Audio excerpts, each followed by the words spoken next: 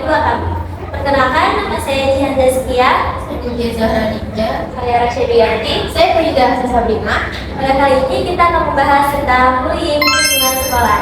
Bersama narasumber kami, selaku Duta Genre Jakarta Barat, Kariki Mansuri.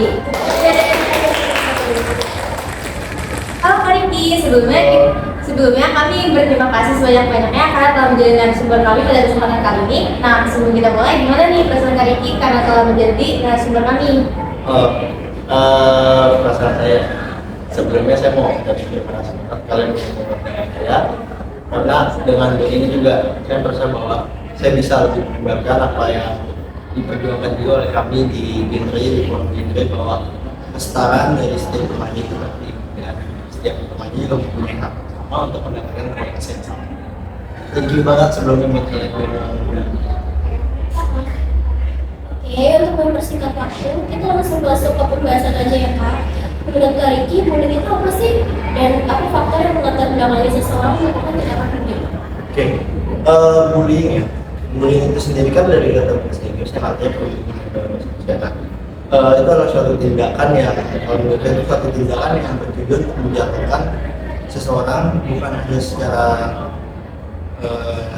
semangat mereka, tapi juga secara mental hidup mereka itu dijatuhkan, merendahkan mereka di tamu, yang nanti akan berdampak sendiri bagi orang yang dijatuhkan itu, orang yang dibully itu atau orang yang dibully itu.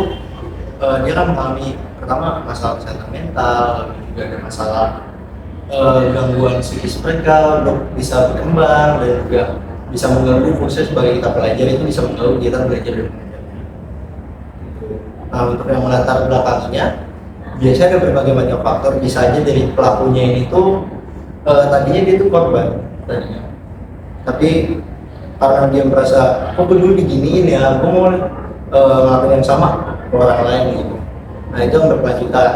Ataupun bisa juga karena pelakunya itu kurang mendapatkan kasih sayang dari keluarganya, atau bisa dibilang kalau dalam kami di Genre itu kami mengenal sebagai 8 fungsi keluarga yang di dalamnya ada cinta dan kasih, dan itu tidak didapatkan secara penuh nih oleh pelaku bullying ini, yang nantinya malah mereka sengaja melakukan hal itu supaya mereka dapat perhatian, mereka bisa mendapatkan validasi. Nah, ini yang biasanya melatar belakangi dari para pelaku bullying.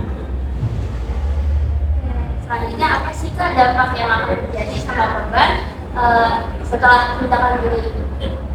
Dampak kalau kami biasanya itu selalu menemui buat mereka yang selalu jadi korban itu, pertama dampak dari mereka secara psikis, mereka akan lebih merasa tertekan, mereka merasa seperti mereka sudah tidak harga dirinya, mereka juga merasa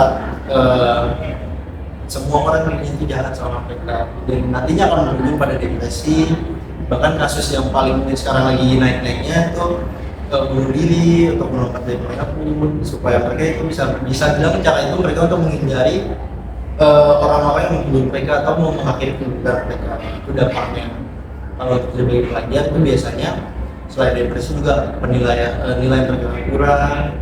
Terus biasanya ya kalau yang tadinya mereka mendapat nilai sebagai ulangan itu 100, tapi tiba-tiba menjadi 30, 40, nah itu biasanya ada penyalahnya. Oke, untuk pertanyaan yang terakhir, bagaimana sih cara mengatasi tindakan bullying di sekolah? Oke, untuk mengatasi tindakan bullying yang bisa saya sarankan, kalian pertama mengatasi dengan cara, kalau kalian menjadi korban atau kalian harus berani untuk melawan hal itu semua. Kalian nggak perlu takut, kalian tidak perlu malu untuk cerita pada orang yang kalian percayai ataupun sahabat terdekat kalian. Itu untuk dari sekolah berikutnya. Untuk sekolah, mungkin sekolah bisa melakukan pengawasan secara ketat, apalagi sekolah kita Presiden 33 ini kan sudah ada SOP tentang bullying, dan itu juga langsung dari arahan dinas pendidikan. Itu bisa dijalankan dengan baik.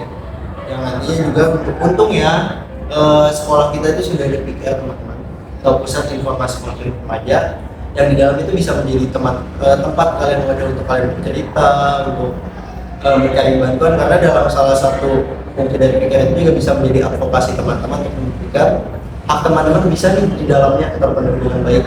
Ketika kalian menjadi korban, kalian bisa menuntut hak kalian, dan itu yang bisa kalian cegah, karena lebih baik kita bisa membantu teman-teman kita dengan cara mencegah itu daripada kita hanya melihat hal itu sendiri.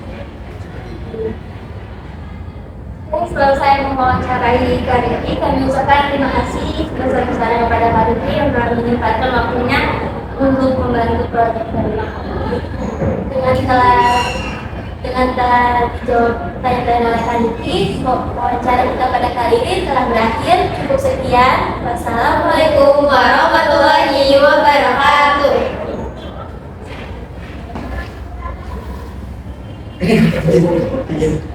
Kalau saya nggak biasa bisa.